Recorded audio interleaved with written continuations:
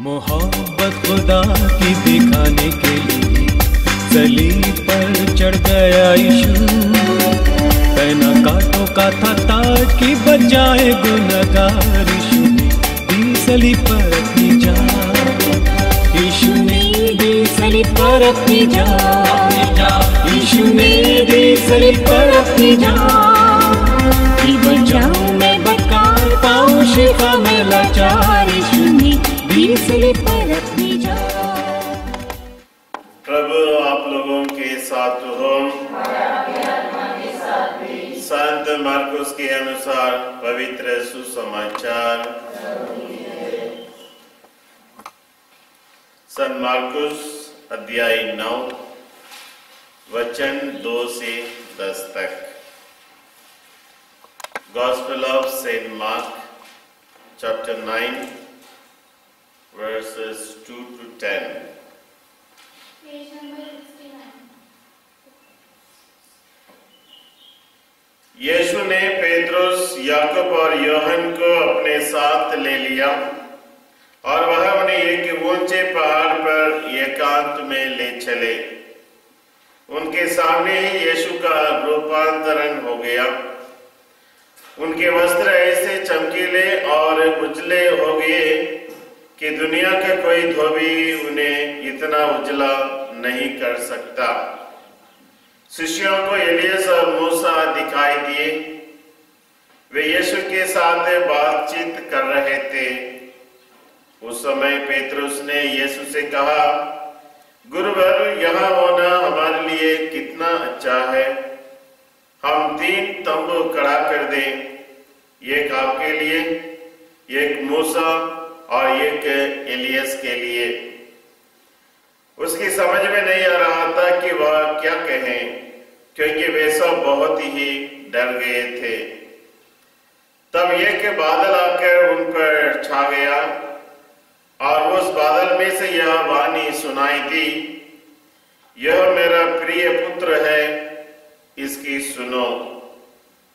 इसके तुरंत बाद जब शिष्य अपने चारों ओर दृष्टि दौड़ाने लगे तो उन्हें यीशु के सिवा और कोई नहीं दिखाई दिया। यीशु ने पहाड़ पर से उतरते समय उन्हें आदेश दिया कि जब तक मानव पुत्र मृतकों में से ना जी उठे, तब तक तुम लोगों ने जो देखा है इसकी चर्चा किसी से भी नहीं करना। उन्होंने यीशु की यह बात मान ली, परंतु वे आपस में विचार विमर्श करते थे कि मृतकों में से जी उठने का क्या अर्थ हो सकता है। यह प्रभु का पवित्र सुसमाचार है।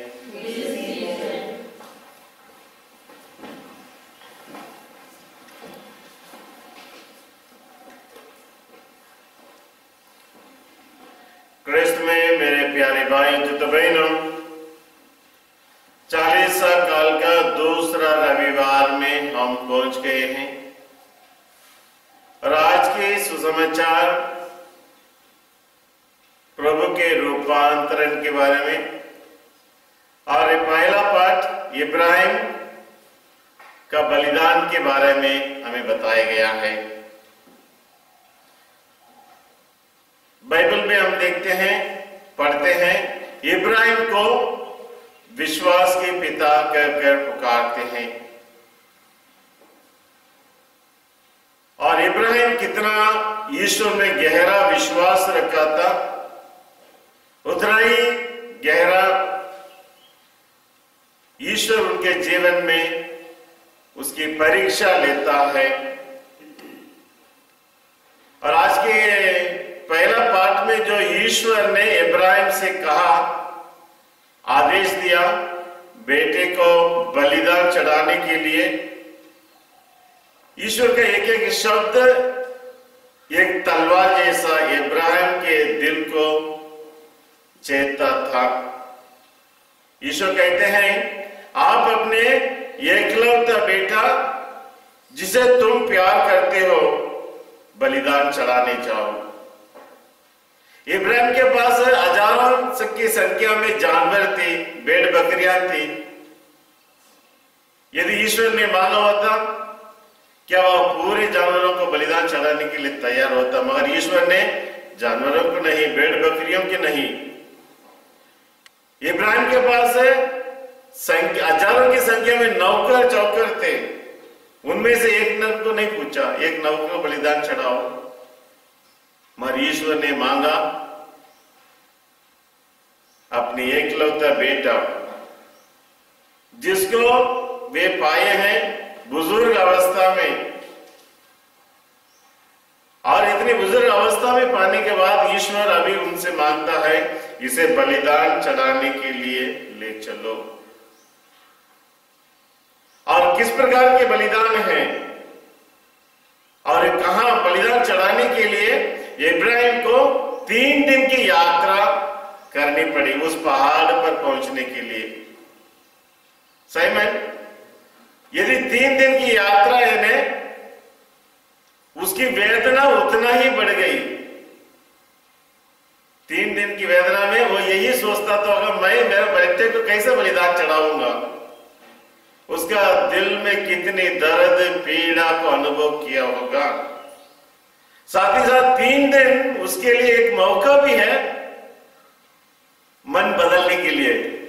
क्या सचमुच ईश्वर मेरे बेटे को मांग सकता है? शायद मैं गलत तो नहीं सोच रहा हूं।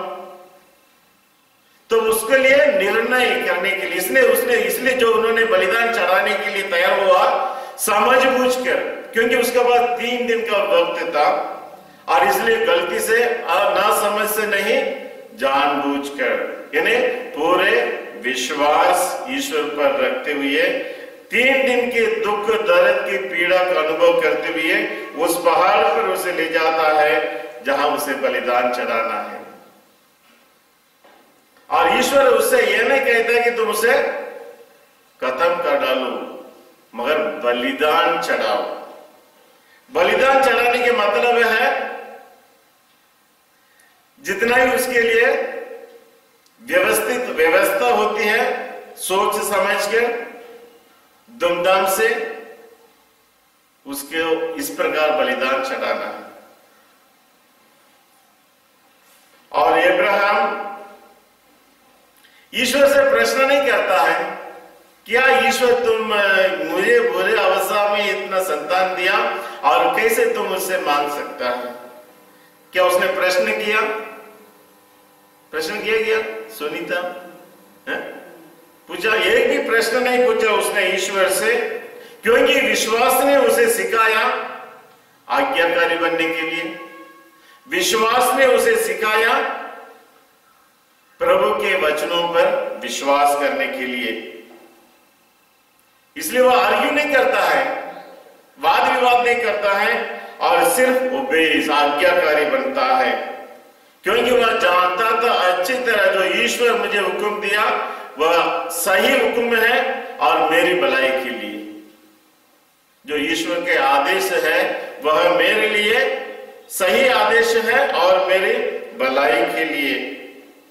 और ईश्वर की वादा जो उसने ईश्वर के अब्राहम के साथ किया, उसे कभी ईश्वर तोड़ नहीं सकता। He cannot break the promises।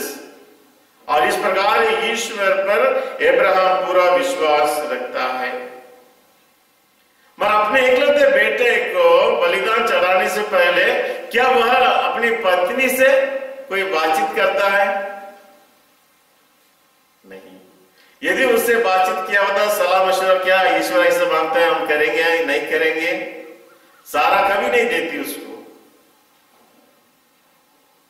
और इसलिए ईश्वर संबंधी बातों में डायरेक्ट कांटेक्ट, यदि ईश्वर संबंधी बातों में हम अपने अड़ोस पड़ोस से पूछेंगे, शायद वे हमें तिरस्कार करने के लिए प्रेरित कर सकता है। इसलिए वह सारा से इसके बारे में सलाह मशवरा नहीं करता है और सीधा दुख भरी यात्रा को वह बिना बोले ही, सारा से बिना बोले ही शुरुआत कर लेता है। सवेरे उठता है और वह दुख भरी यात्रा, 3 दिन की यात्रा को वह शुरुआत कर लेता है। और हम देखते हैं रास्ते में जाते समय इसहाक बेटा ने एक बड़ी गंभीर प्रश्न पूछता है। पिताजी, हमारे पास लकड़ी है, आग है, मगर बलि का मेमना कहाँ है? जब इसहाक ने यह प्रश्न पूछा, इब्राहिम के दिल को हिला दिया। और एक शब्द एक तलवार के समान, क्या जवाब देगा? और एक शब्द जो इसहाक ने पिताजी से पूछा, एक तलवार जैसा इब्राहिम के दिल को छेदने लगा। शायद इब्राहिम का तलवार यदि इसहाक के दिल पर छेदता है, इतना दर्द नहीं हुआ, उससे बढ़कर दुगुना दर्द इब्राहिम ने अनुभव किया। मगर पवित्र आत्मा की प्रेरणा से शायद वो संकेत करता है, ईश्वर प्रबंध करेगा, ईश्वर हमें प्रदान करेगा। वह मेमना जो ईश्वर के संसार के पाप हर लेता है, उसकी ओर संकेत करते हुए भविष्यवाणी करता है, ईश्वर हमें वह मेमना प्रदान करेगा। और ऐसा ही हुआ। जब 3 दिन की यात्रा समाप्त हो जाती है, काश्मीर पहाड़ पर चढ़ते हैं, वहां इब्राहिम लकड़ी की वेदी बनवाता है और समय आ गया। इब्राहिम बेटे से कहता है, बेटा इसहाक, तू ये वही मेमना, तो ये वही मेमना करके उसे हाथ पैर बांध कर वेदी पर सुला देता है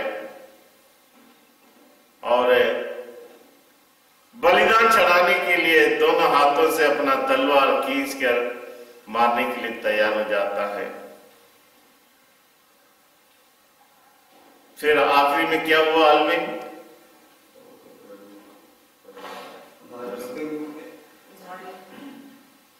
क्या आवाज आई?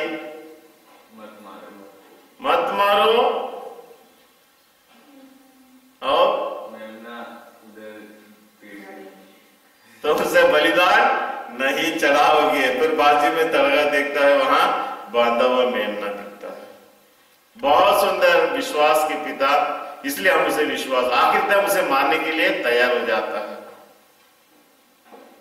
तो अभी प्रश्न उठता है कि मेरे जीवन में ऐसा जैसा जिसे ईसा को उतना प्यार किया, वैसा मेरे जीवन में ऐसे कौन सा चीज है जो मैं ईसा के समान प्यार करता हूं, जिससे मैं विदा होना नहीं चाहता हूं? मेरे माता पिता या मेरे भाई बहने या मेरे रिश्तेदार या मेरा नौकरी, किस चीज को मैं ज्यादा प्यार करता हूं? इसहाक जैसा जिससे मैं छोड़ना नहीं चाहता हूं, मगर ईश्वर को मैं छोड़ने के लिए तैयार हूं, ईश्वर की आज्ञाओं को मैं तोड़ने के लिए तैयार हूं, मगर इस चीज को मैं नहीं तोड़ूंगा, नहीं छोड़ूंगा। तो आज ईश्वर जैसे इब्राहिम से अपने इकलौते बेटे को त्यागने के लिए, बलिदान चढ़ाने के लिए मांगा, वैसा हमारे एक व्यक्तियों से भी मांगता है। आपके जीवन में ऐसे कौन है या कोई व्यक्ति है जिसको आप ज्यादा प्यार करते हो? क्या मेरे लिए उस चीजों को या काम को या व्यक्ति को त्यागने के लिए तैयार है? तभी हमारा विश्वास सच्चा विश्वास है, तभी हमारी आज्ञाकारिता पूर्ण बनेगी। तो ये 40 के अवसर पर हम बहुत कुछ त्यागते हैं, शायद भोजन को त्यागते हैं, पर भोजन इतना प्यारा नहीं है, सवेरे नहीं तो शाम को हम फिर से खा लेंगे, मगर ऐसा कोई चीज है जिसके बिना मैं रह नहीं सकता हूं। हर एक व्यक्ति के जीवन में है कि नहीं? सुनी तो आज ईश्वर वो पूछता है कि क्या उस चीज को या उस व्यक्ति को या उस जगह को आप छोड़ने के लिए मेरे नाम से तैयार है? हर व्यक्ति को पूछा, स्वीटी आपके लिए प्यार क्या हो सकता है? बच्चों के लिए प्यार क्या हो सकता है? अपने जीवन में सबसे ज्यादा उसको क्या प्यार करते हैं बच्चे लोग? खेलने के लिए, खेलने का अवसर। आई एम वेरी हैप्पी, दिन भर रात भर शाम तक खेलते रहेंगे। मम्मी बोलती है, नहीं बेटे अभी परीक्षा आ रही है, खेलों को बंद करो और पढ़ने के लिए बैठ जाओ। दुखी हो जाते हैं। जवान लोग, आलविन जैसे लोग किस चीज को प्यार करते हैं? शायद मम्मी पापा तो प्यार करते होंगे, इसके अलावा यू लाइक योर कंपनी, आपके साथी, फ्रेंडशिप, जो पीयर ग्रुप है इस अवस्था में उनके साथ रहना चाहते हैं, उनके साथ समय बिताना चाहते हैं, हंसी मजाक करना चाहते हैं, खेल कूद करना चाहते हैं। और इस ऐसे पीयर ग्रुप के साथ वे क्या चाहते हैं, यदि हम अभी मैं बड़ा हो रहा हूं, मुझे बड़ा होने का संकेत क्या है, मैं संगति के साथ बीड़ी सिगरेट पीना, मैं ग्रोइंग ना, मैं बड़ा हो रहा हूं। पीयर ग्रुप का प्रेशर, अरे पी लो ना, किसने होता है, हम बड़े हो रहे हैं अभी। पीयर ग्रुप प्रेशर, क्या ऐसी संगति को हम छोड़ने के लिए तैयार हैं ईश्वर की पक्ष लेने के लिए? एक नया दंपति है, 3 साल शादीशुदा, एक बच्चा है। आदमी रोज ऑफिस में जाता है और 6 महीने के बच्चे को रखकर माँ अपने बच्चे की देखभाल करती रहती है, दिन भर उसके पीछे लगे रहती है। वह इंतजार करती है मेरा पति ड्यूटी से कब वापस आएगा और मेरे बच्चे के साथ थोड़ी देर रहेगा, मुझे दूसरा काम करने के लिए, थोड़ा आराम करने के लिए मौका मिलेगा। ये पत्नी की सोच है। मगर पति क्या कहता है, उसके जीवन में अलग ही प्रायोरिटीज है। ड्यूटी छोड़ने के बाद वह अपने ही साथियों के साथ खाने पीने के लिए, मौज मस्ती करने के लिए समय बिताता है। रात 11 बजे तक खाना पीना होने के बाद 11 बजे लेट नाइट घर आता है और पत्नी के स्वप्नों को चूर-बूर कर देता है और आते ही वह थोड़ा सा खाना खाकर सोने चले जाता है। क्या पति अपने पत्नी की इच्छा को पूरा करने के लिए उन सभी संगतियों को त्यागने के लिए तैयार है? तो वैसा हमारे एक व्यक्तियों के जीवन में हमारे लिए प्यारी चीज होती है, चीज हो, लोग हो, स्थान हो, हमारे एक व्यक्तियों के देखना है क्या मैं उस प्यारी चीज को, व्यक्ति को छोड़कर प्रभु की इच्छा पूरी करने के लिए, प्रभु की आज्ञाओं को मानने के लिए मैं तत्पर हूं। ये 40 के अवसर में हम सबों को उन चीजों को त्यागना है जो मुझे ईश्वर से दूर रखता है। ये 40 के अवसर पर मुझे उन चीजों को त्यागना है जो मुझे प्रभु के वचनों को पढ़ने के लिए मुझे रखता है, प्रार्थना करने के लिए मुझे दूर रखता है। क्या मैं इस प्रकार ईश्वर के लिए मेरे जीवन में पहला स्थान देता हूं? जैसे मैंने पूछा, कल के सुसमाचार पढ़े, बहुत से कम लोग, क्यों? समय नहीं है, समय नहीं है यीशु को ईश्वर को स्थान देने के लिए। कल इतवार है, हफ्ते में पहली बार एक बार मैं मिस्सा में जाता हूं, क्या मैं उसके लिए सुयोग्य रीति से तैयारी करके आता हूं? और उस तैयारी में क्या बाधा है? मेरा काम, मेरे बच्चे या मेरा नौकरी जो भी हो, त्याग कर प्रभु के लिए मैं समय देना तैयार है। That is real. 40 का अवसर में हम सबों के लिए तैयारी का अवसर है। सोचिए, आप क्या त्यागना चाहते हैं? क्या मेरे विश्वास इब्राहिम के विश्वास में कितने अंतर है? क्या मैं नाम के वास्ते ईसाई हूं? हर हफ्ते मुझे चर्च जाना है, मिस्सा सुनना है, चले जाना है? नहीं। 3 दिन की यात्रा में वहां समझ बूझकर बेटे को बलिदान चढ़ाने के लिए तैयार होता है। वैसा हम जानबूझकर ईश्वर के लिए अपने जीवन में स्थान देना है, समय निकालना है। और आज की सुसमाचार में स्वीटी हमने क्या सुना है?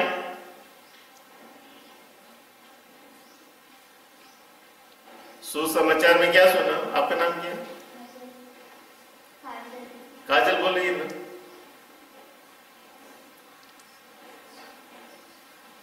सुसमाचार में क्या सुना? जयंती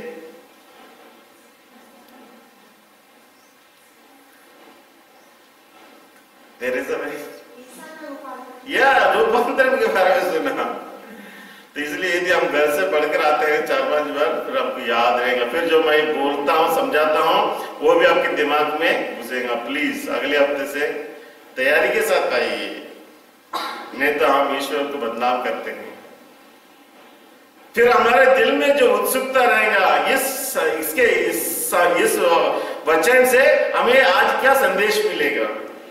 तो यदि हमारा बैकग्राउंड में दिमाग के पीछे ऐसा विचार है रूपांतरण के बारे में, और जब फादर उसे समझाता है फिर आपको अच्छी तरह समझ में आएगी। Must prepare and come. तो रूपांतरण के बारे में आज के समाचार में बताया गया है कि नहीं मार्गरेट? है कि नहीं? जो से तो यीशु 3 प्रेरितों को रूपांतरण के समय ऊंचे पहाड़ पर ले जाते हैं, है कि नहीं सिस्टर बेहता? ये कौन है 3 प्रेरित?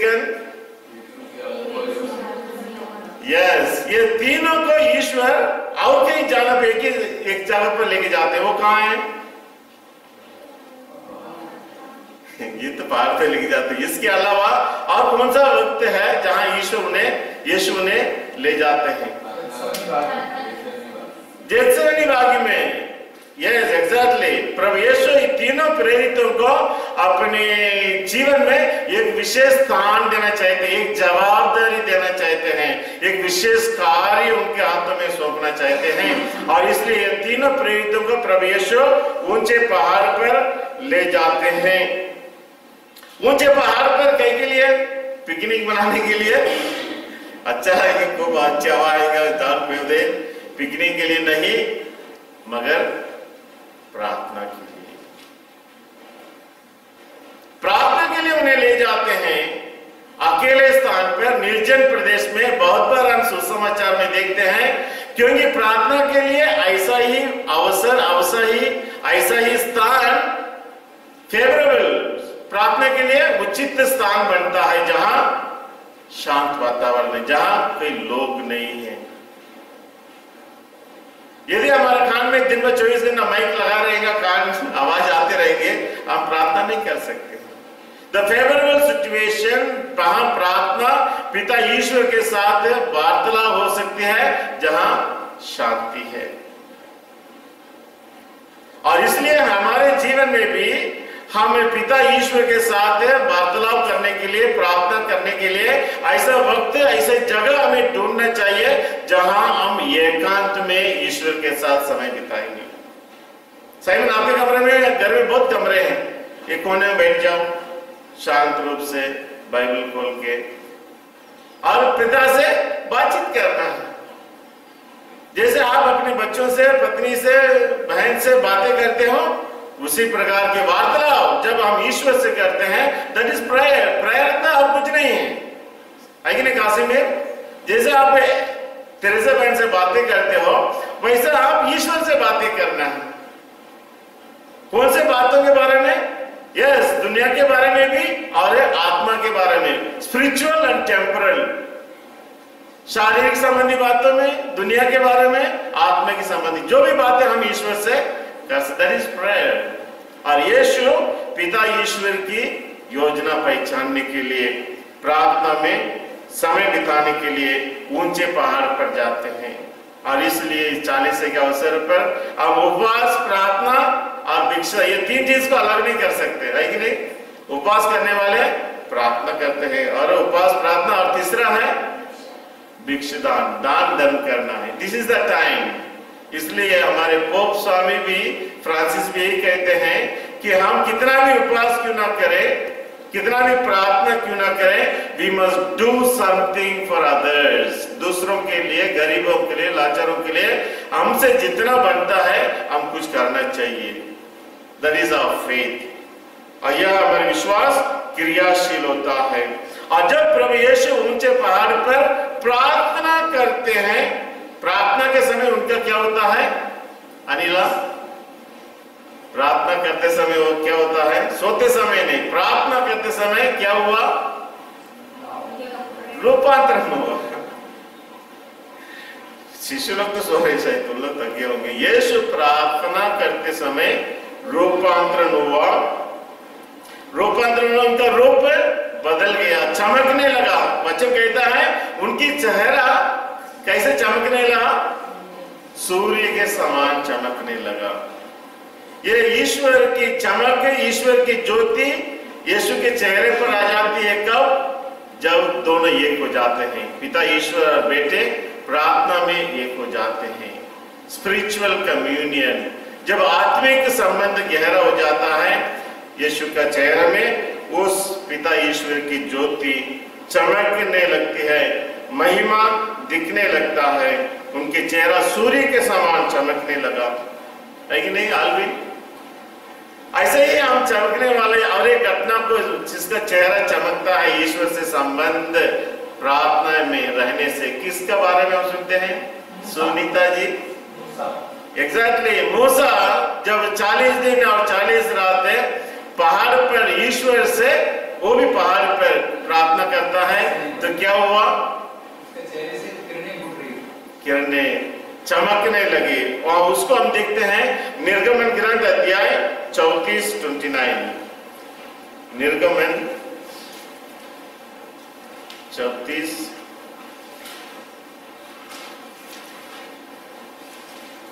34-29।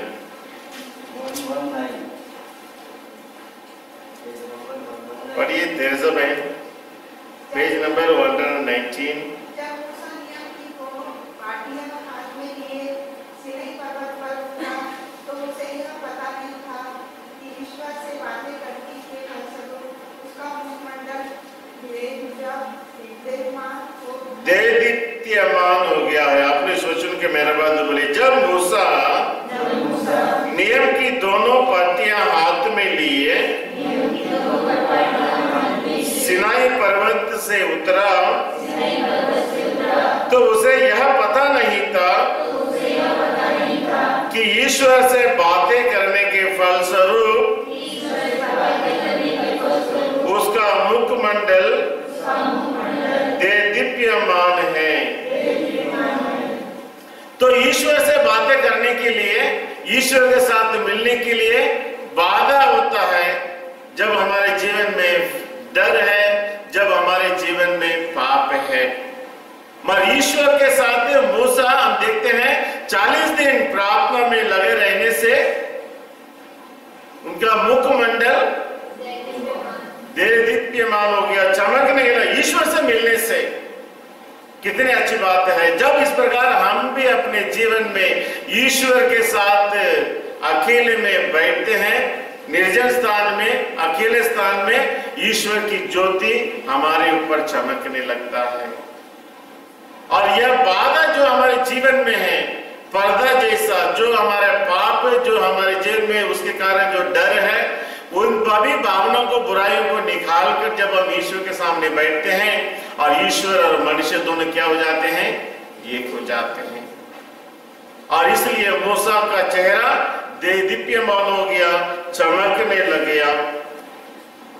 और जैसे मैंने कहा, जब हम इस प्रकार ईश्वर के सामने बैठकर प्रार्थना करते हैं, अपने सभी जरूरतों को ईश्वर के सामने रख सकते हैं। हमारे जीवन में जो अच्छाई है, जो बुराई है, ईश्वर के सामने, क्योंकि हमारा जीवन ईश्वर के लिए खुला है, कोई छिपा हुआ नहीं।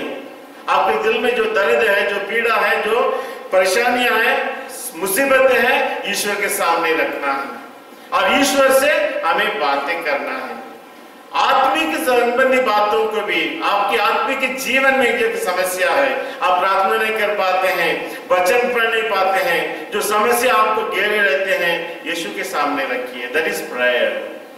मूसा इस प्रकार जब ईश्वर के साथ 40 दिन बिताता है, ईश्वर और मनुष्य एक होकर उसका चेहरा चमकने लगता है। क्या हम इस प्रकार ईश्वरीय सामर्थ्य को अपने जीवन में भी अनुभव कर सकते हैं? Spend some time, 15 minute, 5 minute, शुरुआत कीजिए 5 मिनट से। धीरे धीरे जब हमारी इच्छा बढ़ने लगता है, then we spend half an hour, आधा घंटा, 1 घंटा। मूसा 40 दिन और 40 रात प्रवेश दिन भर काम करने के बाद भी रात भर प्रार्थना में समय बिताते हैं। यदि यीशु के लिए इतनी आवश्यक पड़ा, ईश्वर होने के बावजूद भी, पवित्र होने के बावजूद भी पिता से प्रार्थना करने के लिए, हम निरे मनुष्य आपके लिए और मेरे लिए कितनी प्रार्थना की आवश्यकता है। और इसलिए हम नियमित रूप से जो बोलते हैं रोजमाला और थोड़ा सा पढ़ना नहीं, प्रभु के साथ बैठना है, व्यक्तिगत रूप से समय बिताना है। That is prayer. उनका मुखमंडल देदीप्यमान हो गया, चमकने लगा। और दूसरा परिवर्तन हुआ, सुनीता, कौन सा परिवर्तन हुआ? उनके वस्त्र भी इतने चमकने लगा, दुनिया का कोई भी व्यक्ति इतना अच्छा साफ नहीं कर सकता है, चमकने लगा। और इस दृश्य जो उन्होंने देखा है, तीनों प्रेरितों ने देखा है, उसके विषय में हम लोग क्या कहते हैं? दूसरा पेत्रुस 1:16, सेकंड पेत्रुस 1:16, दूसरा पेत्रुस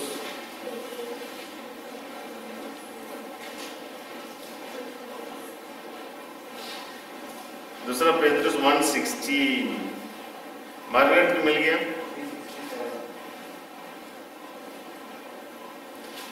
दूसरा पेत्रुस 1:16, पेज नंबर 367। जब हमने आप लोगों को अपने प्रभु ईसा मसीह के सामर्थ्य तथा पुनरुत्थान के विषय में बताया, तो हमने प्रकट करके कथाओं का सहारा नहीं लिया, बल्कि अपनी ही आंखों से उनका प्रताप उस समय देखा जब उन्हें पिता परमेश्वर के समान। यस, आप इस वचन के मेरा बात बोले, जब हमने आप लोगों को अपने प्रभु ईसा मसीह के सामर्थ्य तथा पुनरुत्थान के विषय में बताया, तो हमने कल्पित कथाओं का सहारा नहीं लिया, बल्कि अपनी ही आंखों से उनका प्रताप उस समय देखा। तो यहाँ पेतरुस हमें बताना चाहते हैं, ना केवल वह दृश्य, जो भी बातें उन्होंने प्रचार किया, अनुभव किया अपने जीवन में, इसलिए कल्पित कथाओं का बारे में, कल्पित कथाओं को बताकर मैं आप लोगों को सुसमाचार नहीं सुनाया, मगर वास्तव में मैंने जो देखा है, यहाँ वो संकेत करते हैं रूपांतरण के बारे में। ये रूपांतरण जो हुआ है वो सचमुच हुआ है, हमने अनुभव किया है, और उस अनुभव को ही हम बांटते हैं। और इसलिए ना केवल वह घटना, पूरा बाइबल जो हम यहाँ पढ़ते हैं या सुनते हैं, यह ईश्वर के द्वारा घटित हुआ घटना है।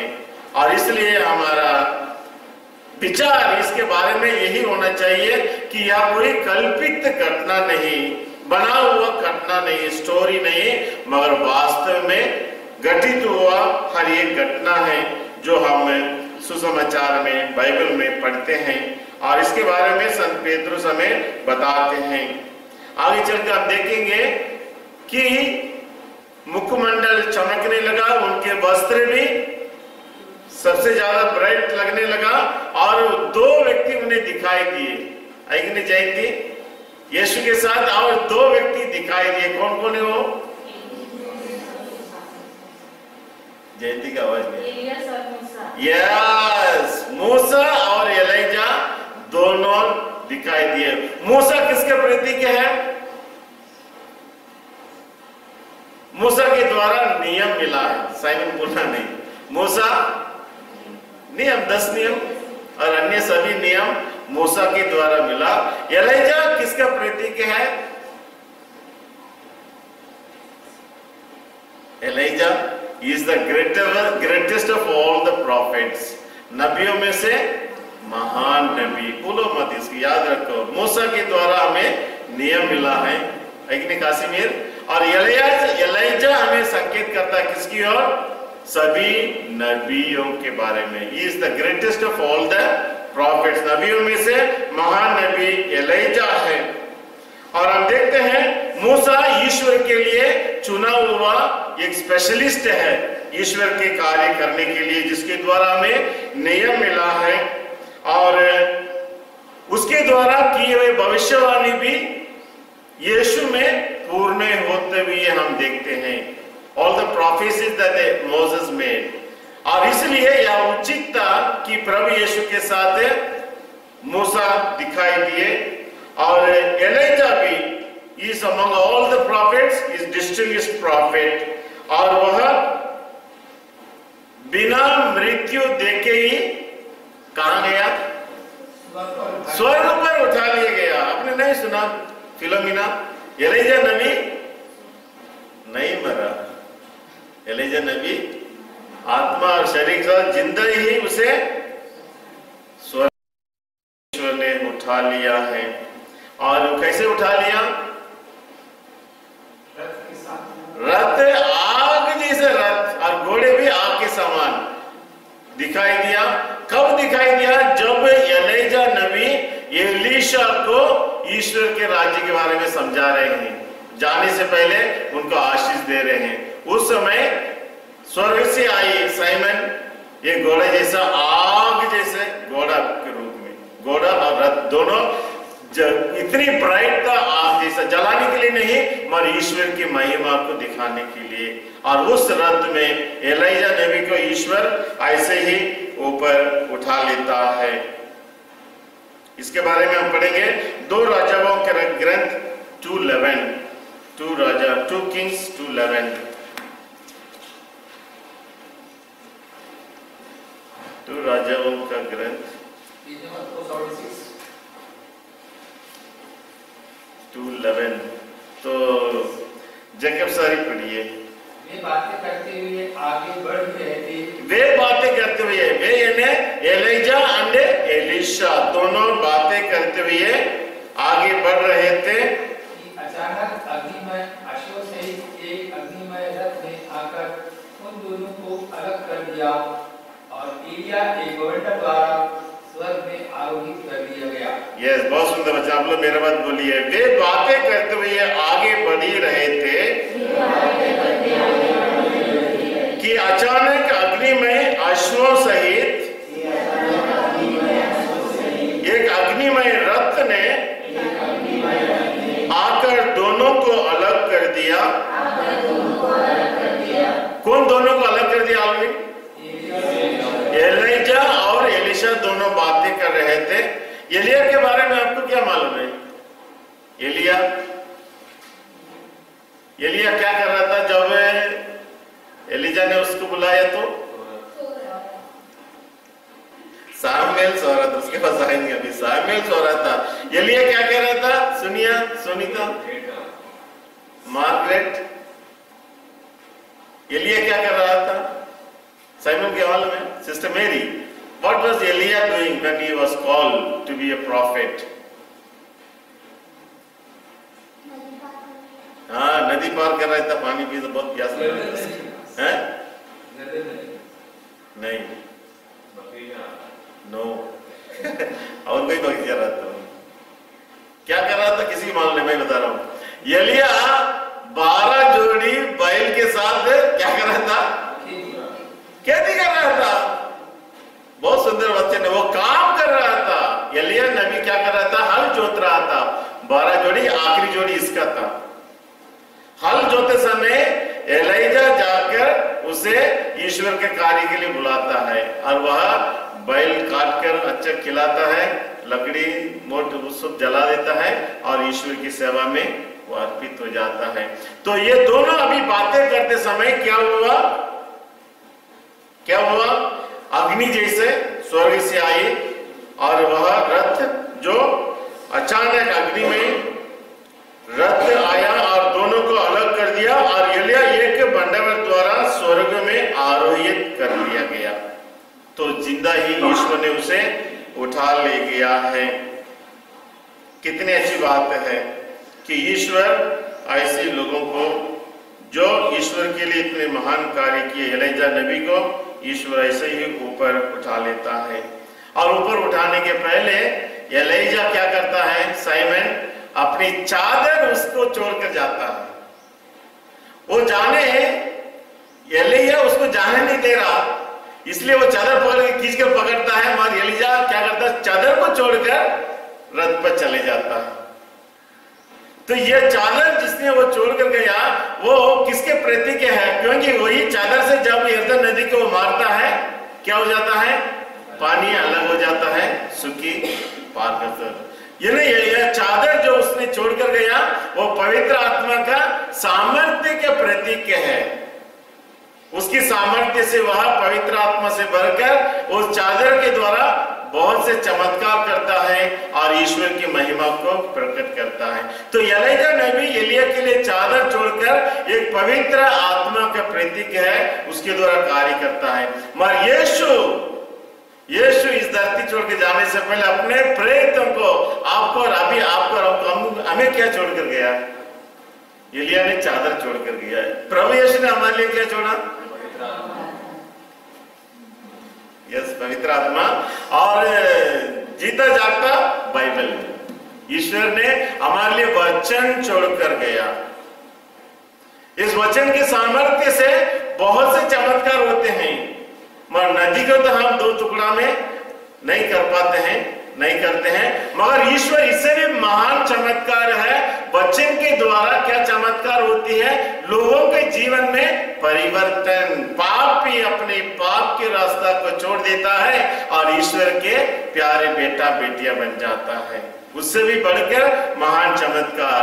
और इसलिए ईश्वर के वचन में सामर्थ्य है, शक्ति है, पवित्र आत्मा की सामर्थ्य है। और जब इंसान इस वचन को दिल से, मन से, गहराई से सुनता है, पाप मुक्त होता है, परिवर्तित होता है और ईश्वर के लिए क्या बन जाते हैं? प्यारा बेटा और बेटियां बन जाते हैं। और इसलिए उस एलीजा जैसे चादर छोड़कर गया और एलिया उसे इस्तेमाल करता है ईश्वर की महिमा के लिए, वैसा प्रभु यीशु के द्वारा छोड़ा गया धर्म ग्रंथ बाइबल हमारे लिए सामर्थ्यवान है। उसे हमें इस्तेमाल करना है और इसके द्वारा हमारा जीवन, खुद के जीवन और अन्य लोगों के जीवन परिवर्तित होकर हम प्रभु के पास आते हैं। तो एलीजा नबी जीवित ही, जिंदा ही स्वर्ग में ईश्वर ने उठा लिया। दूसरा और एक कोई व्यक्ति है जिसको ईश्वर ने ऊपर उठा लिया?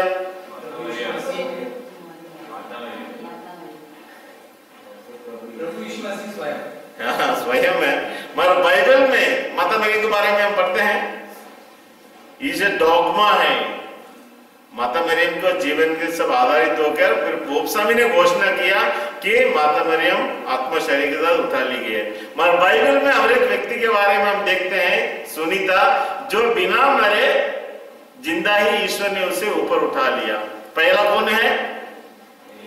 एलीजा, भूलना नहीं। पहला कौन है स्वीटी? ऐसा बैठने से क्या मतलब है? मैं थक गई हूं। नो, सीधा बैठने का। तो पहला ईश्वर ने किसको जिंदा स्वर्ग में ले लिया? एलीजा। और दूसरा है, सिस्टर मेरे की याद है, जैकब सर। दूसरा और एक व्यक्ति है जिसको ईश्वर ने जिंदा ही स्वर्ग में ले लिया। मसीह नहीं, मसीह तो उठाया, वो कुछ चला गया। दूसरा व्यक्ति है, उत्पत्ति ग्रंथ 5:24 में हम पढ़ेंगे। दूसरा व्यक्ति कौन है? उत्पत्ति 5:24 में कश्मीर पढ़ेंगे। उत्पत्ति 5:24।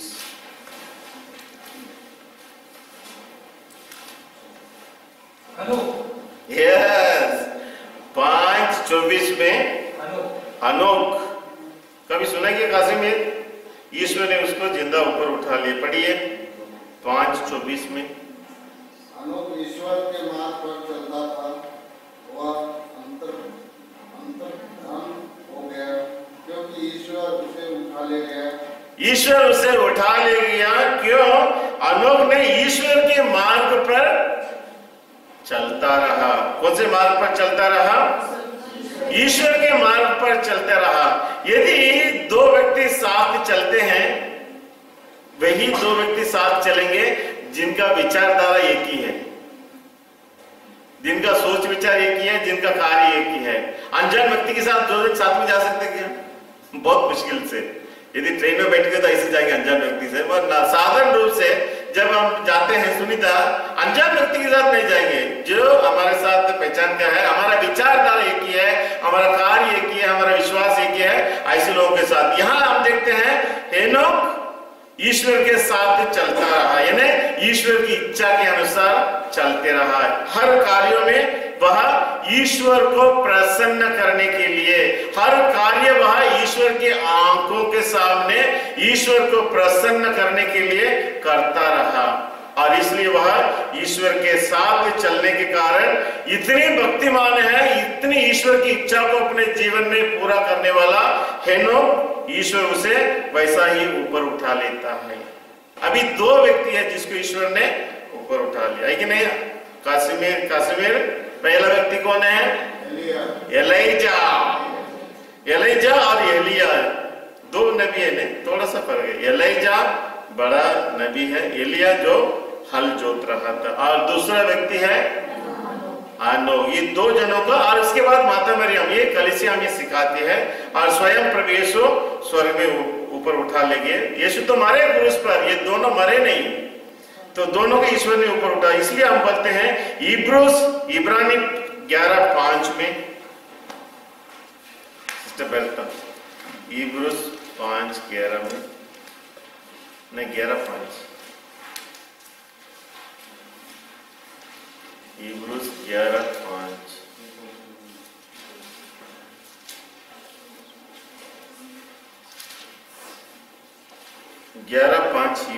इब्रानी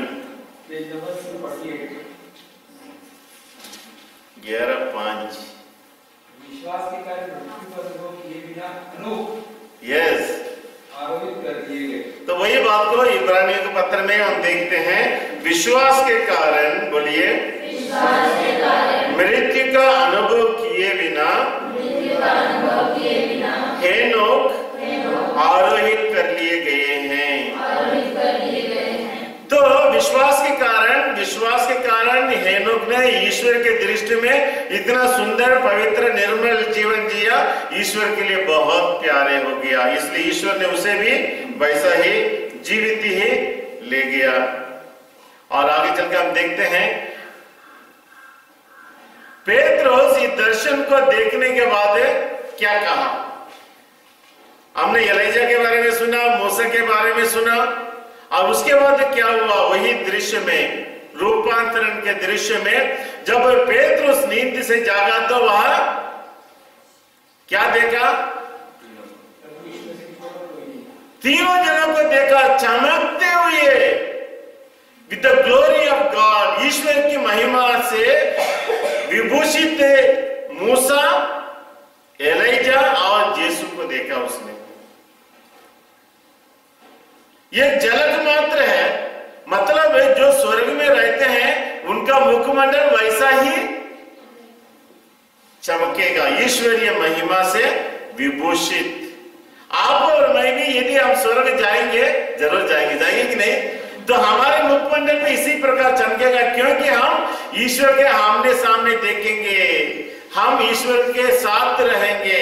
और ईश्वर के साथ रहने वाला हर एक व्यक्तियों को जैसे मूसा का चेहरा चमकने लगा, जैसे यीशु के चेहरा चमकने लगा, और जैसे एलीजा और एलिया का, ये मूसा का चेहरा चमकने लगा, वो स्वर्ग से आए और उनका चेहरा चमकता था, वैसा हम हर एक व्यक्ति जो स्वर्ग जाते हैं उनका मुख भी इसी प्रकार चमकने लगेगा। तो वास्तव में स्वर्ग में ऐसे लोग रहते हैं, एक दूसरों के साथ इतनी चमकती, हमें कोई पाउडर लगाने की जरूरत नहीं, इसके बिना ही हम बहुत सुंदर दिखेंगे, बहुत चमकेंगे। और वो सुंदर चमकने वाला चेहरा जो हमें ईश्वर के साथ रहने से प्राप्त होती है, उसके लिए हमें इस लोक में ही हेनोक के समान हमें पवित्रता में, विश्वास में जीना है। और जब हम इस प्रकार पवित्रता में, शुद्धता में जीवन जीते हैं, हम सबों को भी वही सौभाग्य मिलने वाला है। और इसलिए हम हेनोक के समान, इब्राहिम के समान विश्वास की जीवन जीना है। इब्राहिम के समान अपने बेटे को भी त्यागने के लिए वो तैयार हो गए। वैसा हमारे जीवन में जो प्यारे हैं चीजें, जो हमें ईश्वर के पास आने से रोकता है, प्रार्थना करने से रोकता है, चर्च आने से रोकता है, वचन पढ़ने से हमें रोकता है, उन सभी प्यारी चीजों को हमें पीछे हटाना है और इब्राहिम के समान प्रभु के लिए पहला स्थान देना है। आप में से ऐसे कौन व्यक्ति है जो स्वर्ग जाना नहीं चाहता है? स्वीटी, आप स्वर्ग जाना चाहते हो या नरक जाना चाहते हैं? यस, हम सबों को स्वर्ग जाना है। और स्वर्ग जाना इतनी आसान नहीं है कि नहीं। हमारे जो छोटे आइज़ाक है हमारे जीवन में, जिसको हम ज्यादा प्यार करते हैं, उसको हम पीछे हटाना है, प्रभु के लिए पहला स्थान देना है, प्रभु के आज्ञाओं को पहला स्थान देना है। देखो हमारे करनी में और बोली में कितनी फर्क है कि नहीं सुनीता? मैं कितने अच्छी ईसाई हूं, मैं जन्म से ईसाई हूं, मेरा 4 पीढ़ी ईसाई है फादर, बहुत अच्छा। मगर ये बोली है, मगर करनी क्या है? क्या उसी के अनुसार क्या मेरे जीवन में मैं प्रभु के लिए स्थान देता हूं? यदि मैं प्रभु के लिए स्थान देता होता तो मैं मेरे घर में रोज प्रार्थना बोलता, बाइबल पढ़ता, प्रभु के साथ समय बिताता और मिसा बलिदान में समय पर आता और अच्छे कार्यों में लगे रहता। और इसके बिना स्वर्ग जाना असंभव है। किसी के पकड़ का स्वर्ग नहीं मिलेगा। हम सबों को इब्राहिम के समान ईश्वर को पहला स्थान देना है। एनोक के समान हमारे जीवन में ईश्वर के साथ चलना है, ईश्वर की इच्छा के अनुसार चलना है, ईश्वर के आंखों की नजरों में हमें जीना है। और जब हम ईश्वर की नजरों में जिएंगे, पवित्रता में जिएंगे, गलत काम नहीं करेंगे। और इसलिए हम सबों को इस प्रकार त्यागने की जरूरत है। प्रभु यीशु को अपने जीवन में पहला स्थान देने की जरूरत है। और पेतरुस कहता है, इतनी सुंदर लगा ईश्वर के महिमा को देखने के बाद, मूसा और एलीजा की महिमा को देखने के बाद पेतरुस को इतने अच्छा लगा, वो कहता है तुम लोग ऐसे बातें करते रहो, क्योंकि वे लोग आपस में बातें कर रहे थे। कौन कौन?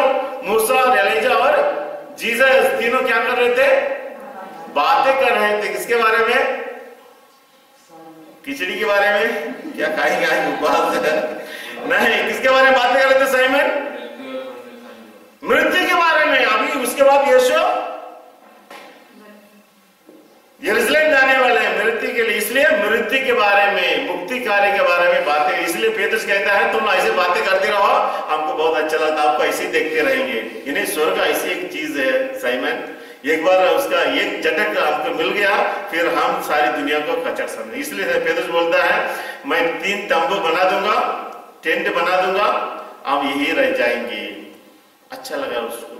तो इसलिए आपको वैसा, मुझको भी ईश्वर का अच्छा लगेगा। ईश्वर की झलक यदि हम एक बार पा लिया है, फिर दुनिया के हर चीजों को हम क्या समझेंगे? पौलुस के समान कचरा समझेंगे। वो एक झलक मिलना, वो स्वर्ग का झलक हम तभी मिलेगा जब हम अपने बाइबल लेकर ईश्वर के साथ थोड़ी देर के लिए, 5 मिनट के लिए, आधे घंटे के लिए, 15 मिनट के लिए बैठते हैं, प्रार्थना करते हैं। शुरुआत होना है, शुरू कर दीजिए। धीरे धीरे हमारा प्यार, हमारी भक्ति प्रभु की ओर आगे बढ़ेगा और धीरे धीरे हम ईश्वर की उस झलक को, महिमा को अपने जीवन में अनुभव करने लगेंगे।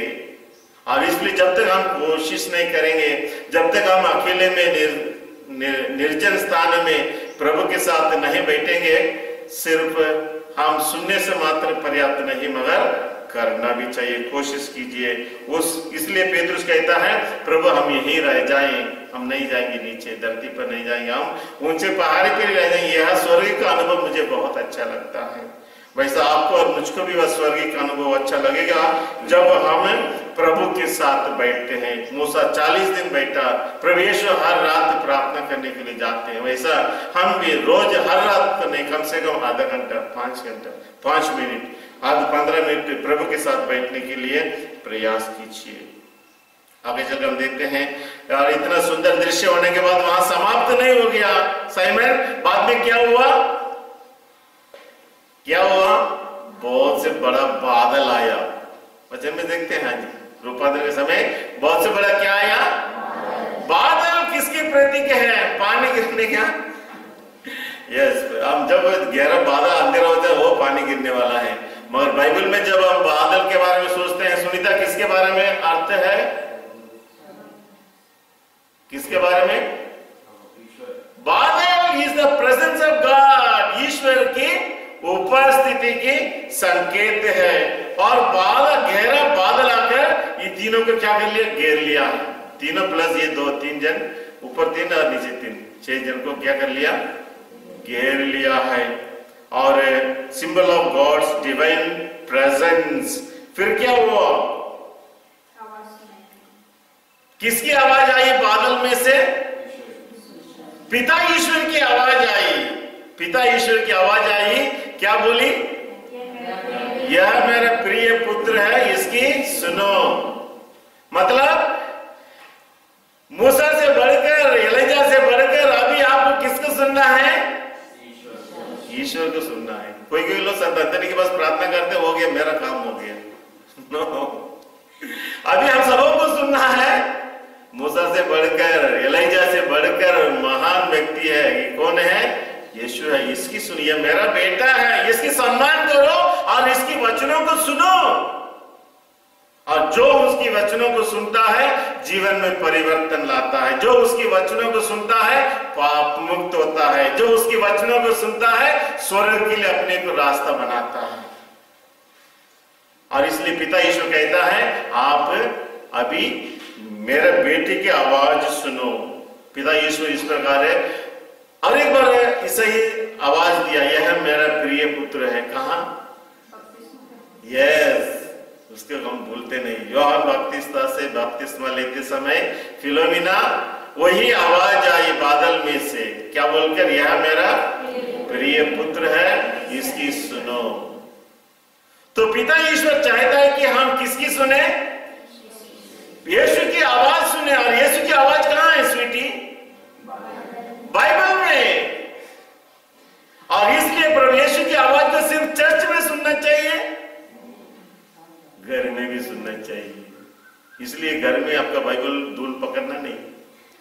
जब फादर आता है, यस फादर बाइबल लगाए सर, दूर निकाल कर नो, हर रोज निकालने से दूर बैठने के सवाल नहीं। साइमन, यस, प्रभु की आवाज, यह मेरा प्रिय बेटा है, यीशु है, इसकी आवाज सुनो। और हम हर एक व्यक्तियों को ना केवल गिरजा में, घर में भी यीशु की आवाज को सुनना है। और इसलिए अपने घर में भी ईश्वर की आवाज को पढ़ना है, सुनना है। और बादल में से पिता ईश्वर की आवाज आती है। That is the sign of God's presence. निर्गमन 14:19 में हम पढ़ेंगे। निर्गमन 14:19, सिस्टर एलिजाबेथ। निर्गमन 14:19।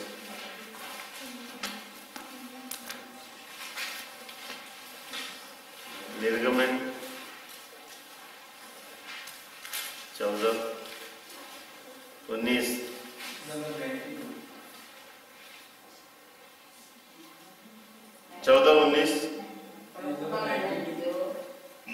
जो इस्राएली सेना को आगे आगे चल रहा था, अपना स्थान बदल कर सेना के पीछे पीछे चलने लगा। बादल का खंभा जो सामने था लोगों के पीछे आ गया और मिस्रियों तथा इस्राएलियों दोनों सेनाओं को के बीच खड़ा रहा। बादल एक तरफ अंधेरा था और दूसरी तरफ रात में प्रकाश दे रहा था। इसलिए उस रात को दोनों सेनाएं का एक दूसरे के पास नहीं आ सकी। तब मूसा ने, सब लोग बढ़िए। बादल एक तरफ अंधेरा था और दूसरी तरफ रात में प्रकाश दे रहा था। इसलिए उस रात को दोनों सेनाएं एक दूसरे के पास नहीं आ सकी। तो इस्राएली लोगों को चमकते हुए बादल एक तरफ ज्योति दिखाने के लिए, रास्ता दिखाने के लिए, और वही बादल दूसरे तरफ अंधेरा इजिप्ट के सैनिकों को रास्ता नहीं बताने के लिए। ये ईश्वर की उपस्थिति है। दिन में बादल के रूप में, रात में जलते हुए आग के रूप में ईश्वर उन्हें दिखाई देते हैं। तो इसलिए पुराने व्यवस्था में, नए व्यवस्था में जब हम बादल के बारे में पढ़ते हैं, that is the sign of God's presence. ईश्वर की उपस्थिति की प्रतीक है। जैसे ईश्वर अपनी उपस्थिति द्वारा इजरायली प्रजा को इजिप्ट देश से छुटकारा दिलाता है। वही निर्गमन ग्रंथ 24:15 में हम पढ़ेंगे। 24:15 जयंती 24:15 मिलेगी। 24:15 जब मूसा पहाड़ पर ऊपर चढ़ गया तब बादल ने पर्वत को ढक दिया। बादल ने पर्वत को ढक दिया। प्रभु की महिमा सीनै पर्वत पर उतरी। बादल 6 दिनों तक उसे ढके रहा। सातवें दिन उसने बादल के कोहरे के भीतर से मूसा को बुलाया। तो हम देखते हैं इस प्रकार कैसे ईश्वर 6 दिन बादल के रूप में सनाई पर्वत पर ईश्वर उपस्थित रहता है और मूसा के साथ बातें करता है। तो बादल ईश्वर का उपस्थिति का प्रतीक है, इसलिए रूपांतरण के समय भी क्या हुआ, बादल में से पिता ईश्वर की आवाज आई, यही कहते हुए यह मेरा प्रिय पुत्र है, इसकी सुनो। तो हमारे जीवन में दूसरा कोई रास्ता नहीं, सिर्फ हमें प्रभु यीशु के वचनों को सुनना है, प्रभु यीशु के वचनों को पढ़ना है। और जब हम प्रभु यीशु के वचनों के लिए हमारे जीवन में जगह देते हैं, परिवर्तित होते हैं, प्रभु में बदलते हैं, एक नया इंसान बनते हैं, पाप मुक्त होते हैं। और 40 से बढ़कर हमारे लिए और क्या अवसर हो सकता है जब हम दुनिया की चीजों को त्याग कर आत्मिक चीजों को, ईश्वर संबंधी बातों में रुचि दिखाकर प्रभु के वचनों को हमें पढ़ना है। यीशु हमसे बातें करना चाहता है, ईश्वर के राज्य के बारे में हमें बताना चाहता है, और इसलिए हमें निरंतर प्रभु के वचनों को सुनना चाहिए। और जब हम प्रभु के वचनों को सुनते हैं, हम अच्छे व्यक्ति बनते हैं, एक नया इंसान बनते हैं। और इसलिए हमें क्या करना चाहिए, रोज प्रभु के वचनों को सुनने के लिए सामुएल के समान, सामुएल के बारे में बोल रहे थे, सामुएल ने यही कहा, बोल प्रभु तेरा दास सुन रहा है। हमारी एक व्यक्ति सवेरे उठने के बाद, तैयार होने के बाद प्रभु से ही बोलना है, प्रभु आज आपने मुझे एक नया दिन देखने को दिया, आपकी योजना क्या है मेरे लिए, बोल प्रभु तेरा दास सुन रहा है करके बाइबल खोल के बैठ जाइए। 15 मिनट 20 मिनट प्रभु के साथ बिताइए, the Lord will speak to you. Silence में रहने से शांति, इसलिए प्रवेश निर्जन प्रदेश जाते हैं, भीड़ भाड़ में नहीं। और ईश्वर निरंतर हमसे बातें करना चाहता है, मगर जब तक हमारे अंतरात्मा में आवाज, दुनिया की आवाज नहीं आएगी, तभी हम प्रभु की आवाज को पहचान सकेंगे। और इसलिए टीवी की भी सब थोड़ी देर के लिए बंद करो और प्रभु के साथ बैठो। निर्जन स्थान में ईश्वर हमें बात करना, हमसे जब बात करता है हम उसे सुनेंगे और समझेंगे। दुनिया भर इस आवाज में, ईश्वर की आवाज हमें समझ में नहीं आता है। God wants to speak to us. जैसे सामुएल से बोला, जैसे मूसा से बोला, वैसा ईश्वर हमारी एक व्यक्तियों से बातें करना चाहता है। आपसे बातें करना चाहेगा? यस। आपकी बाइबल लेके थोड़ा कोने में बैठो, बोलो प्रभु से, प्रभु मैं आपकी बेटी आपके सामने आ गई हूँ, प्रभु बोल तेरा दासी, मैं आपकी बेटी सुनने के लिए तैयार है। 5 मिनट बाइबल के साथ चुपचाप बैठते क्या sweetie? You start sitting now. अभी प्रभु के साथ बैठना है। टीवी के साथ बैठती कि नहीं? हाँ, आधा घंटा, 1 घंटा, 2 घंटा, बिल्कुल कोई चिंता नहीं। मम्मी अभी चलने देना, अच्छा कार्टून आ रहा ना, 1 घंटे का बाद में बदले। अब प्रभु के साथ 5 मिनट बैठने के लिए बदल में आता हूं। देखो लोग मिस्टर शुरुआत के समय है, आगे गिरजा में नहीं बैठेंगे, प्रभु के संगत में बैठना नहीं, बाहर बैठे। बादल तो नहीं आए ना, हम बाहर बातें करेंगे। नो, प्रेजेंस ऑफ गॉड, ईश्वर की उपस्थिति है। बादल नहीं, स्वयं प्रभु यीशु परम प्रसाद में उपस्थित है। आप आगे बैठ जाइए यीशु के सामने, आप और प्रभु के साथ संगत कीजिए। और जब हम प्रभु के सामने में बैठते हैं, हमारा चेहरा चमकने लगता है, देदीप्यमान हो जाता है। और इसलिए हमें प्रभु की संगति पसंद आना चाहिए। जैसे हमें टीवी की संगति अच्छा लगता है कि नहीं? उस बेटी का नाम क्या है? काजल। आपको टीवी अच्छा लगता नहीं? ये अभी प्रभु की संगति भी हमें अच्छा लगना चाहिए, प्रभु की संगति में बैठना है। इसलिए 1 सैमुएल 3:9 में हम पढ़ेंगे। 1 सैमुएल 3:9। 1 सैमुएल, अनिला साइमन पढ़ेंगे हम?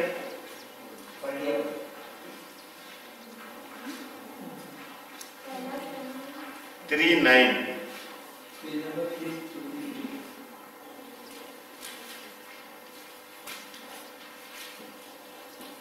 एलिय्याह ने सामुएल से कहा, जाकर सो जाओ।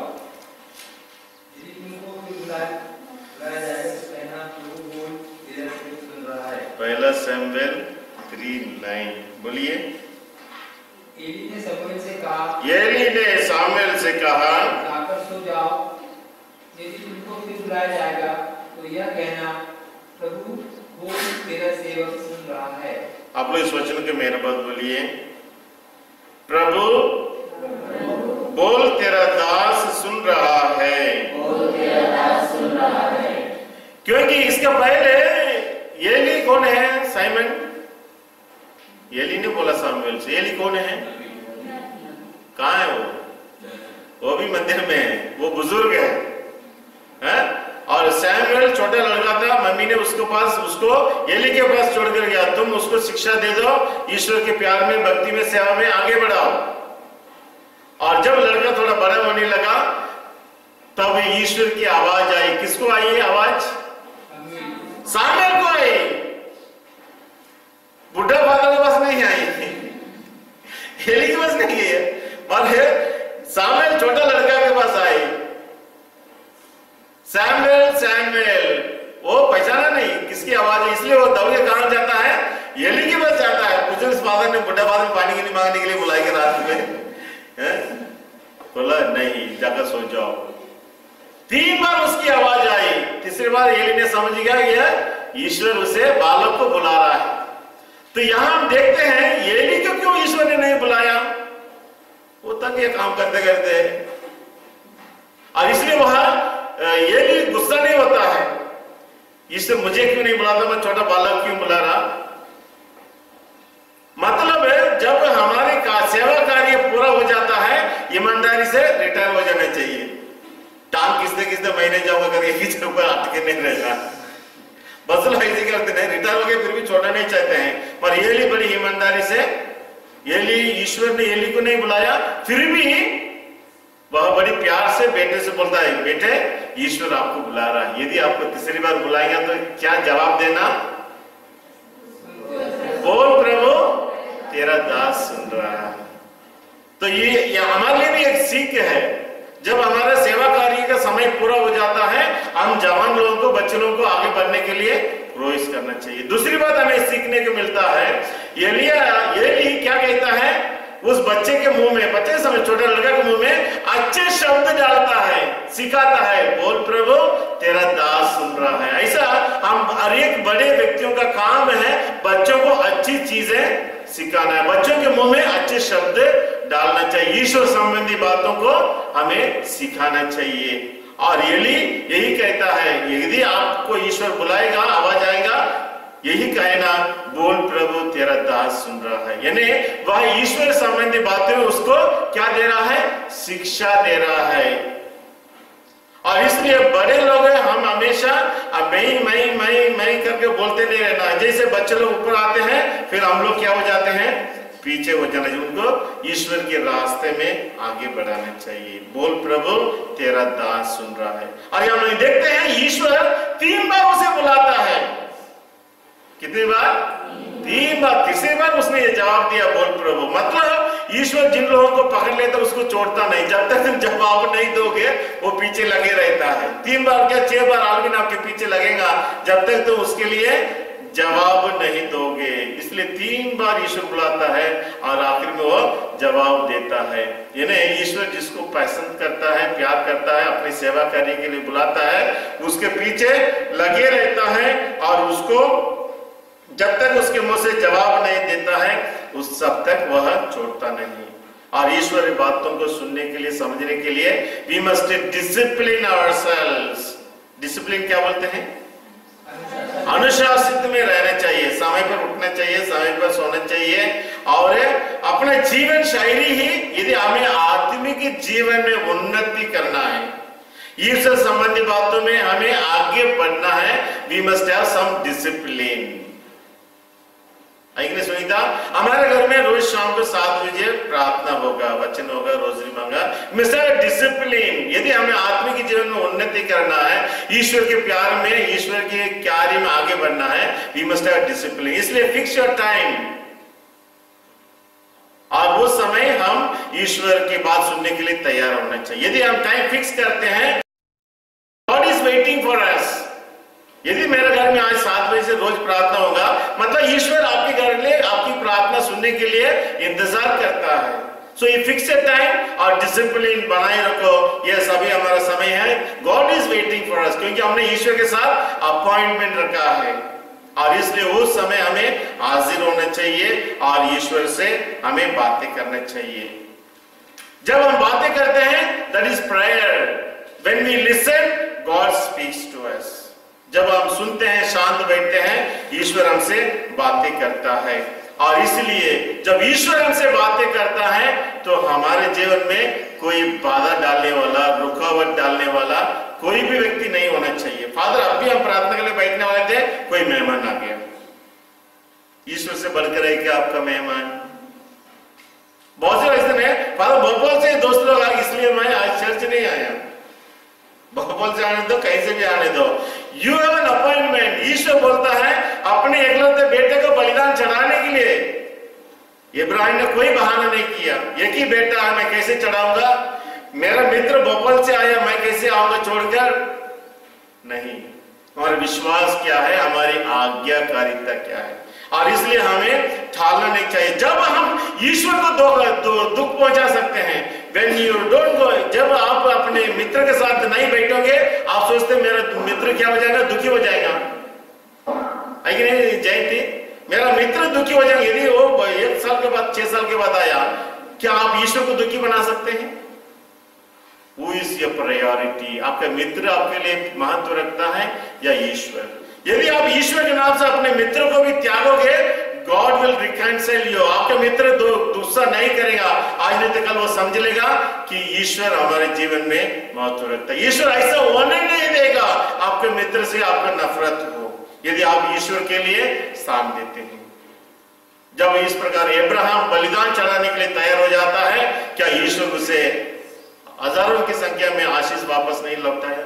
वैसा जब हमारे मित्र भी क्यों ना हो, अपने माता पिता क्यों ना हो, भाई बहन क्यों हो, उसके बदले में जब हम ईश्वर के स्थान देते हैं, ईश्वर हमें हमेशा उनके साथ अच्छा ही बनाए रखेगा, कभी नफरत नहीं। यह हमारा विश्वास होना चाहिए।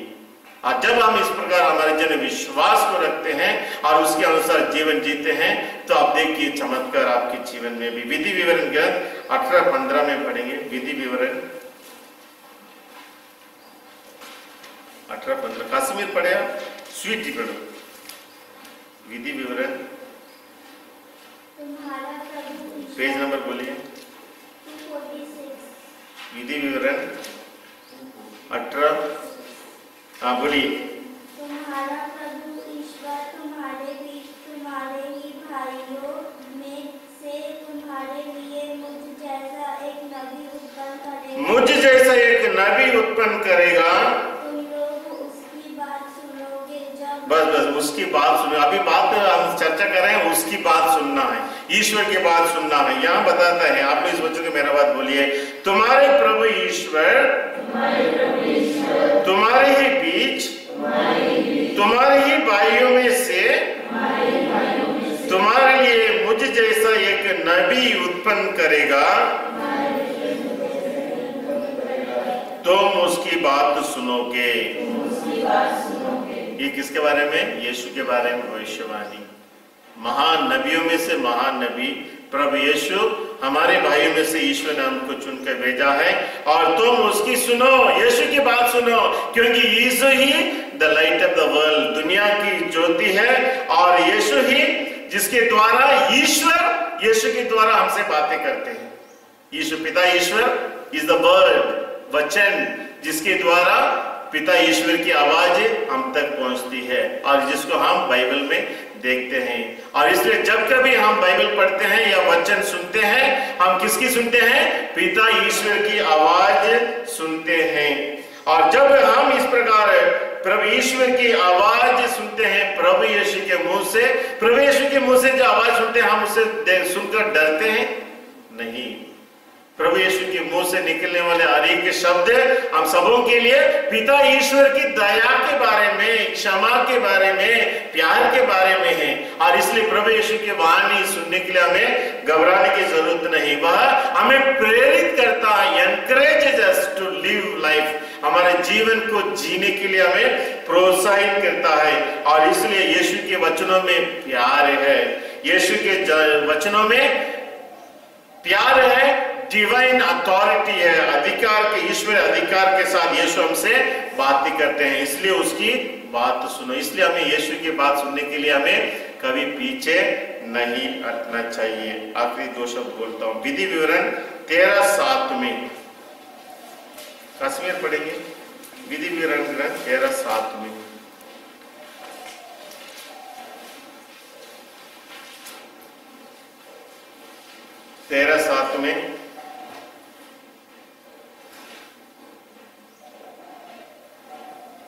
यदि तुम्हारा भाई तुम्हारी माँ का पुत्र या तुम्हारा पुत्र या तुम्हारे पुत्री या तुम्हारी प्रिय पत्नी या तुम्हारे अंतर्गत मित्र या कहते हुए तुम्हें अकेले में बहकाए, चलो हम पराये देवताओं की पूजा करें, ऐसा देवताओं की जिन्हें ना तो तुम जानते थे और ना तुम्हारे पूर्वज, उन देवताओं की जो तुम्हारे निकट या पृथ्वी पर कहीं भी अवस्थित राष्ट्रों के हैं, तो तुम उससे सहमत नहीं होंगे और उसकी बात नहीं सुनोगे।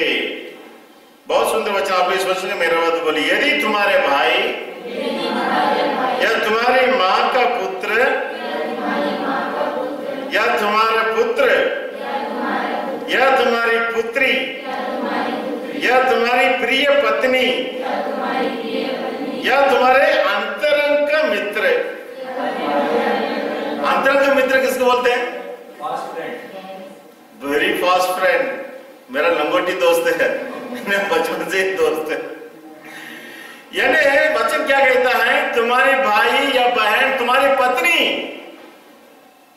तुम्हारे बच्चे या तुम्हारे दोस्तगण, जिसके कारण हम, वचन कहता है यदि ये लोग भी, तुम्हारी पत्नी भी यदि तुम मुझसे दूर रखती है तो उसकी बात को मत सुनो। इसलिए हमारे जीवन में ना अंतरंग गहरी दोस्त क्यों ना हो, पत्नी क्यों ना हो, बच्चे क्यों ना हो, मेरा भाई क्यों ना हो, मेरे बहने क्यों, यदि कोई व्यक्ति मुझे ईश्वर से दूर रखता है उसकी बात मत सुनो।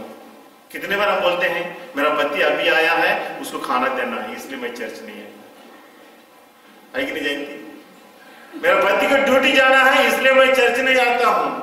कासिमिर, वचन कहता है पत्नी क्यों ना हो, पति क्यों ना हो, बच्चे क्यों ना हो, यदि मेरी बात सुनने से तुम्हें बाधा डालते हैं उनकी बात मत सुनो।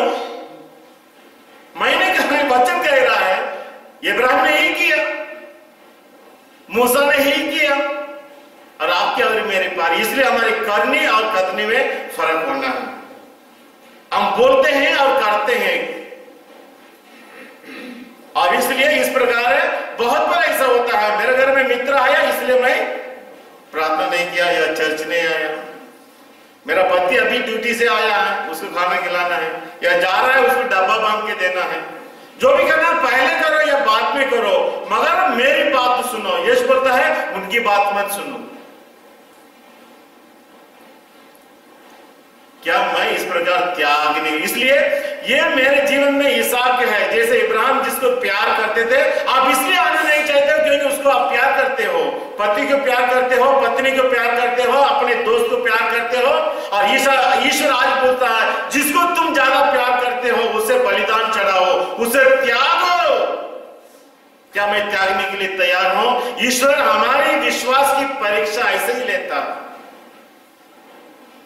और जब तक हम अपनी परीक्षा में पास नहीं होंगे, जब तक हमारे लिए जो प्यारे लगते हैं उसे नहीं त्यागेंगे, हम ईश्वर के लिए प्यारे नहीं बन सकते, बन नहीं सकते हैं। हम अपने आप को धोखा देते हैं। तो देखो आपके जीवन, आपको कितने अच्छे ईसाई है।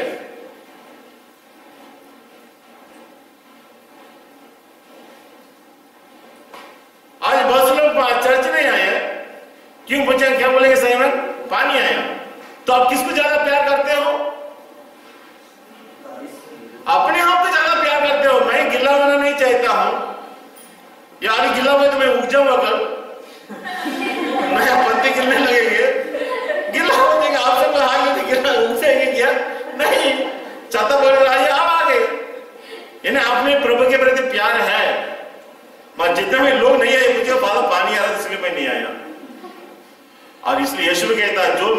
अनुसरण करना चाहता है वो आत्म त्याग करें, अपने आप को त्यागे। और जिसको ज्यादा तुम प्यार करते हो उसको त्यागो। मेरी बात सुनो, प्रभु की बात सुनो, उसी में है हमारी भलाई। तो आज पूरा संदेश हमारा यही है। और इस 40 दिन में यीशु हम सबको यही बताना चाहता है। आप भोजन को त्यागते हो, फाइन, बस सर ने शाम को खा लेंगे, पर ऐसी चीजों को त्यागो जिसको आप ज्यादा प्यार करते हो। मुझसे बात करने के लिए, प्रार्थना करने के लिए, मेरे कार्य करने के लिए जो भी बाधा डालते हैं, पत्नी क्यों ना हो, बच्चे क्यों ना हो, मित्र क्यों ना हो, उनकी बात नहीं सुनो। ये प्रभु की वचन है साइमन। इसलिए इस वचन का और एक बार पढ़कर मैं समाप्त करता हूँ। यदि तुम्हारे भाई, तुम्हारी माँ, तुम्हारे पुत्र, तुम्हारी पुत्री या तुम्हारे प्रिय पत्नी, तुम्हारे अंतरंग मित्र यह कहते हुए तुम्हें अकेले में बहकाए, चलो हम पराये देवताओं की पूजा करें, ऐसी देवताओं की जिन्हें ना तुम जानते थे और ना तुम्हारे पूर्वज, उन देवताओं की जो तुम्हारे निकट या पृथ्वी पर कहीं भी अवस्थित राष्ट्रों के हैं, तो तुम उससे सहमत नहीं होगे और उसकी बात नहीं सुनोगे। तो इसलिए यीशु कहता है यह मेरा प्रिय पुत्र है, इसकी सुनो। और प्रभु यीशु की सुनने में कोई भी व्यक्ति बाधा डालेंगे उसको नहीं सुनना है। और इसलिए वो खून की रिश्ता क्यों ना हो, निकटता संबंधी क्यों ना हो, हमारे कनिष्ठ मित्र भी क्यों ना हो। और इस प्रकार इब्राहिम के समान हम सबों को ईश्वर के लिए अपना पहला स्थान देने के लिए प्रयास करना चाहिए। आखिरी बात, सुक्ति ग्रंथ 1:10 में क्या नाम है, काजल पढ़ सकते हैं? सुक्ति ग्रंथ 1:10 में जल्दी। सुक्ति ग्रंथ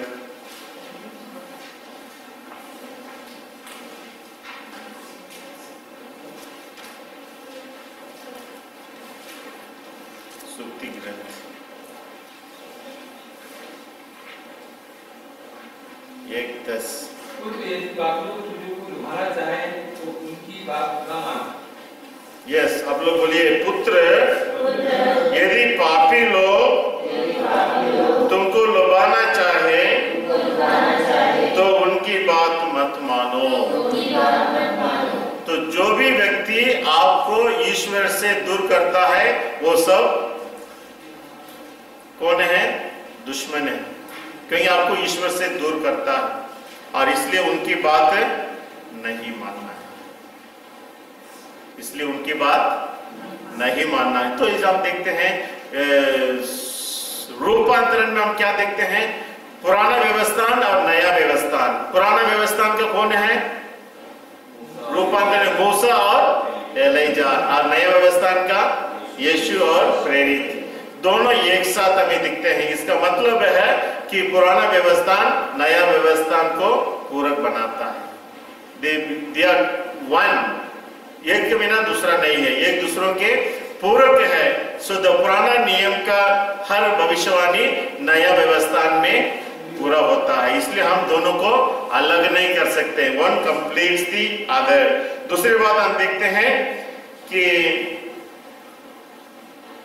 प्रभु यीशु ने रूपांतरण के द्वारा अपना महिमा की झलक दिखाई, है कि नहीं? जिसके द्वारा प्रेरित गण आने वाली क्रूस की मृत्यु, अपमान, अत्याचार, इन सभी बातों को देखकर जीवन में क्या नहीं होना चाहिए? दुखी, निराश नहीं होना चाहिए, क्योंकि इसके बाद क्या मिलेगा? महिमा मिलेगी। जो महिमा उन्होंने पहाड़ पर देखा वो उनके लिए एक आश्वासन है। आश्वासन यही कहते हुए प्रभु यीशु का मृत्यु सब कुछ नहीं है, उसके बाद उन सबों को क्या मिलेगी? एक नया जीवन, रूपांतरित जीवन मिलेगी। इसलिए वही आशा के साथ प्रेरित गण प्रभु यीशु ख्रिस्त के दुख भोग में भाग लेंगे।